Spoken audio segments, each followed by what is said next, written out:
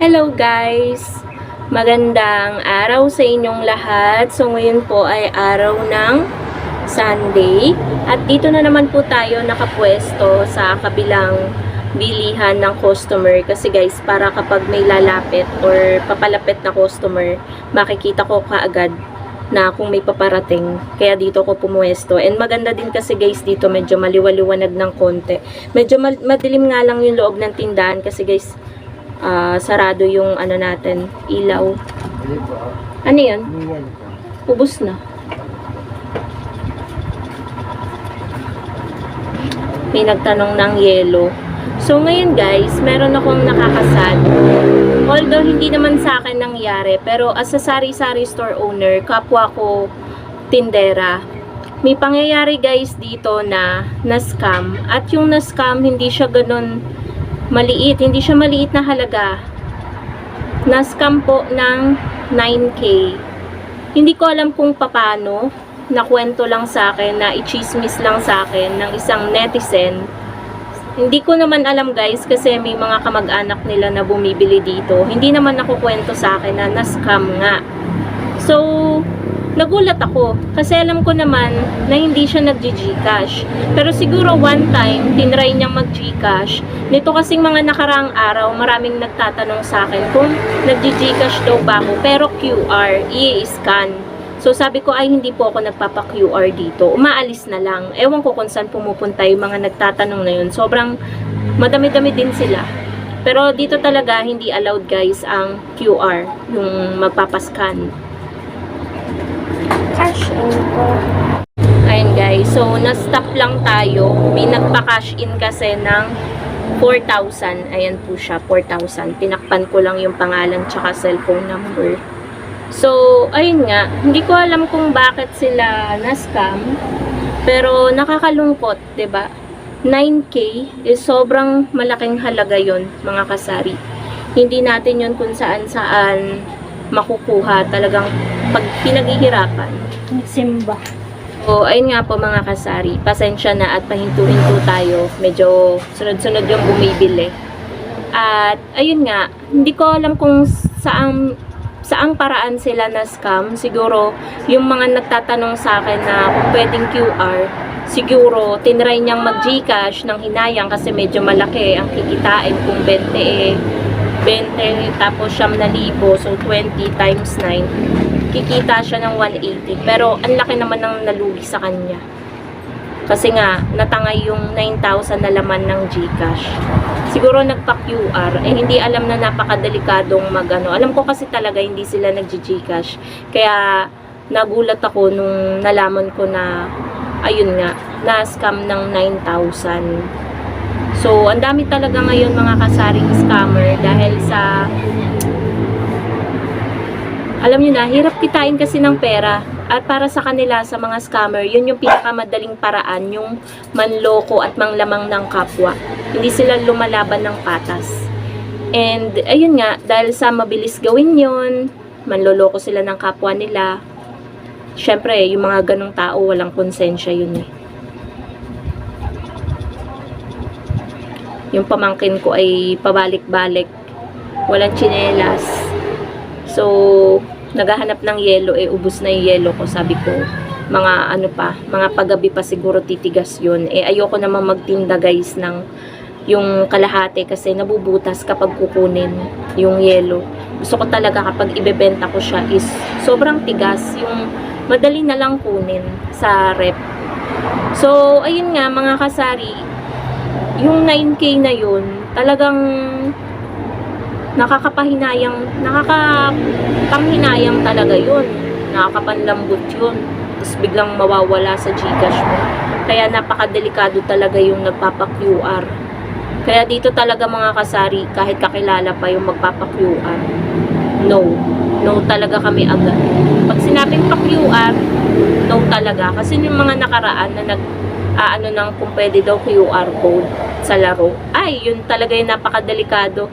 Sinasabi ko, hindi po ako nagpapa-QR dito, never akong nagpa-QR dito.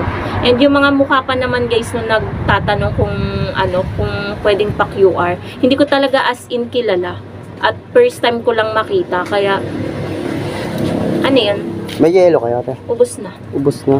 Kanina pa. Bakasyon niya, ate. And guys, nahinto ulit tayo. Alam nyo ba yung feeling na nagtsatsaga tayo sa pagtitinda maghapon? Nagbabantay tayo, nagpapakapagod tayo, tapos may scam tayo ng 9,000. Although hindi ako guys. Pero paano kung ako yun? Kung ako yung na-scam? Baka mga 1 linggo kung hindi magtinda. Or 1 month akong hindi makamove on. Or hindi na talaga ako makamove on dun sa 9K na yun.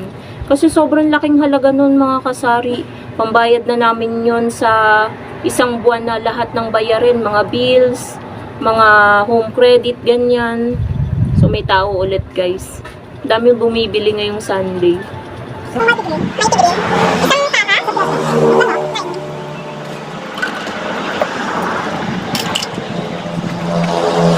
Hindi ko na pinatay, buti isang stick lang yung bibilhin. So ayun nga, yung grabe.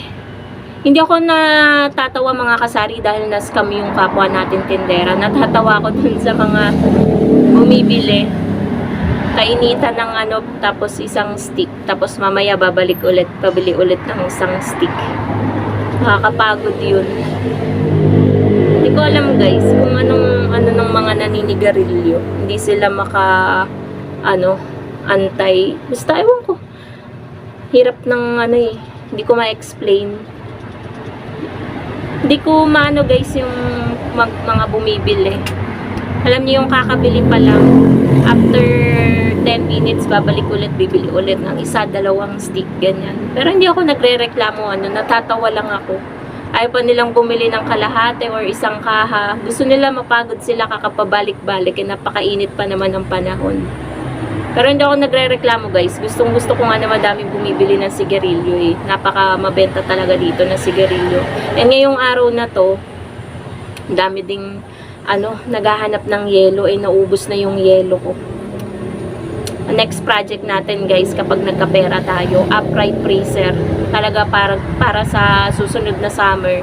Pag nagkapera na, kapag may pera na, hindi tayo mauubusan. Kung maubos man, ubos yung laman ng upright freezer. Napakaraming mailalaman nun.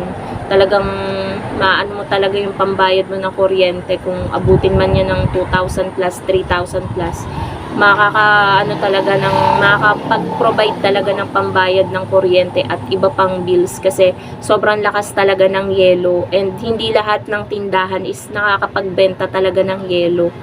Yung ibang tindahan dito, wala talagang yelo. Madalang lang yung may tindahan na may yelo.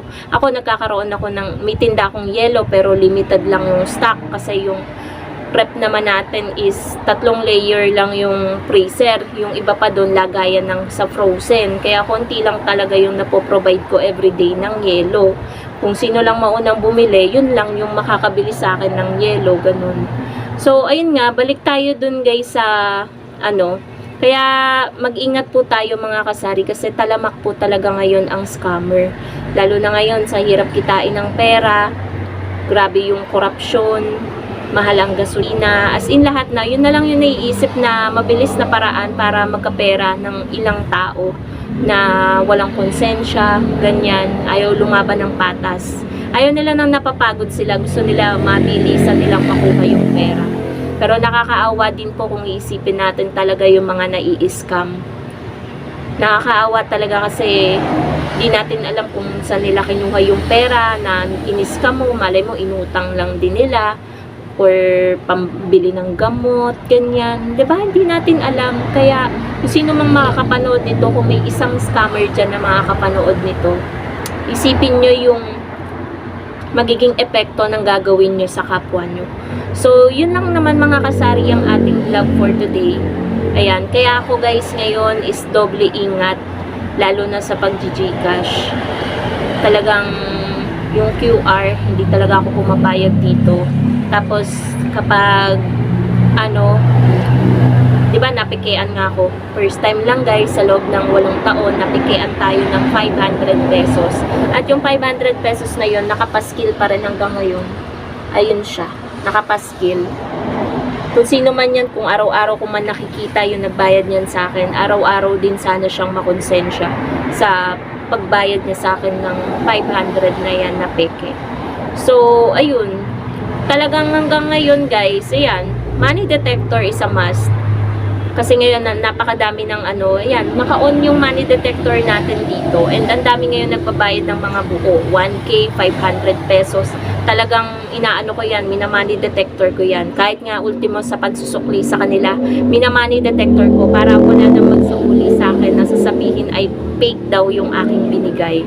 So, ayun lang guys, ingat lang po tayo 100 times. So, yun lang mga kasari ang ating vlog for today. Happy selling po sa inyong lahat and God bless po. Bye!